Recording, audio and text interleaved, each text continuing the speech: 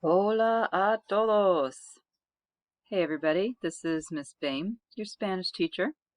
Want to tell you what class might hopefully be like as we get started here in September. Please check your email. That's how I will communicate with you. If you have a notification maybe on your phone or some way you can see that your teachers are trying to communicate with you through email, that'd be great. We are going to use Canvas. Everyone's going to learn it and hopefully love it. We will be meeting synchronously, that means live, using Google Meet. So there'll be there is an announcement in the announcement section of Canvas that lets you know how to meet up with us for the Google Meet for the live class. Everybody, please be patient with each other. I'm sure we'll have some glitches, so don't be afraid to ask for help when there is confusion.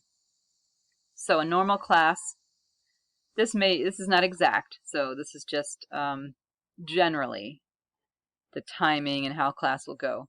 First we'll get on our Google Meet, and for about 15 minutes or so we will have greetings, attendance, and talk about what we're learning today. We might have some group activity or conversation or small group for like 15 minutes or so. Then you'll be on your own for the asynchronous piece, which will be some kind of a practice or assignment. Sometimes an exit ticket, not always. And then towards the end of class, maybe like an hour after it starts, which would be 10 o'clock if you have that first hour class. It would be, 11:30 if you're in a second hour class. Come back on if you want. This is usually going to be optional to ask questions, maybe reflect on how things are going. Let me know how things are going for you and how I can help you. As we go, we may have that be like a required part of the class to come back on. For now, it's going to be more just a question and answer session. And then we'll be done around 10:20. You should take a break, run around, shoot hoops, do a little dance, and think about if you didn't get to finish that practice or assignment, when and how you can do that, and then think about your next class. All right, I hope that makes sense. Here, for Spanish class, these are important things. You don't have to be an expert, but please try to speak some Spanish. I mean, that's how you're going to learn. So a little Spanglish might go a long way.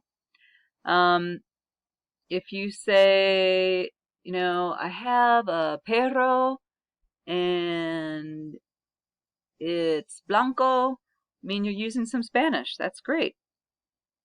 You will find that we have different ways of participating in class. Sometimes you hopefully can speak up. You can sometimes use the little chat box in the Google Meet. You probably have to be a little brave to get comfortable with those things. I know I do.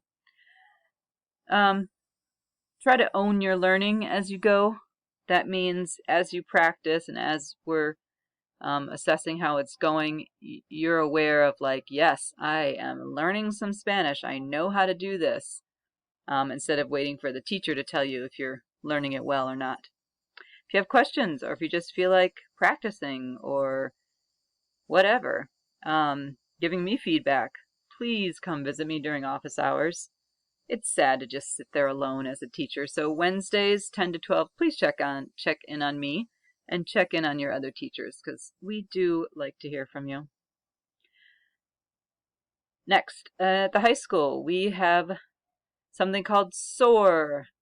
We soar as silver eagles. That means we are scholarly, organized, accountable, and respectful. This is kind of like your 3 Bs if you went to GDS. To be scholarly in Spanish class, we expect you to come to all the synchronous or the live classes.